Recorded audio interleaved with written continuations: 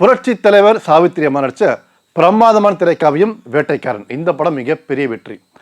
அந்த படத்தில் பார்த்தீங்கன்னா மக்கள் எம்ஜிஆரோட ஒரு குழந்தை இருக்கும். அதாவது அந்த குழந்தையும் தலைவரும் காட்டுக்கு போவாங்க. போகும்போது பார்த்தீங்கன்னா அந்த குழந்தை தனியாக இருக்கும்போது ஒரு புலி அந்த குழந்தையை தாக்க வரும். அப்பொழுது அங்கே இருக்கின்ற சிங்கம் என்ன பண்ணும், அந்த புலிக்கும் சிங்கக்கும் சண்டை நடக்கும். அந்த புலி என்ன பண்ணும், காட்டுக்குள்ளே ஓடிடும். அந்த சிங்கம் அந்த குழந்தையை காப்பாற்றும். இப்படி ஒரு அருமையான காட்சி எங்கே எடுத்தாங்கன்னா வாகினி ஸ்டுடியோவில் செட்டு போட்டு எடுக்கிறாங்க. இந்த படத்தில் பார்த்தீங்கன்னா அந்த புலியும் சிங்கம் சண்டை போடும். சண்டை போடும்போது அந்த சிங்கம் என்ன பண்ணோம், அந்த குழந்தையை காப்பாற்றிடும். இப்படி ஒரு பிரம்மாண்டமான செட்டு, அதாவது காடு மாதிரி செட்டு எங்கே போட்டாங்கன்னா வாகினி ஸ்டுடியோவில். இதோடு மட்டும் இல்லாமல் அந்த சிங்கம் அந்த குழந்தை ஏன் காப்பாற்றுதுன்னு பார்த்தீங்கன்னா மக்கள் திலம் எம்ஜிஆர் என்ன பண்ண ஒரு முறை அந்த சிங்கத்துக்கு காலில் வந்து முள்ளு குத்திடும். தலைவர் என்ன பண்ணுவார், அந்த முள்ளை எடுத்து விடுவாராம்.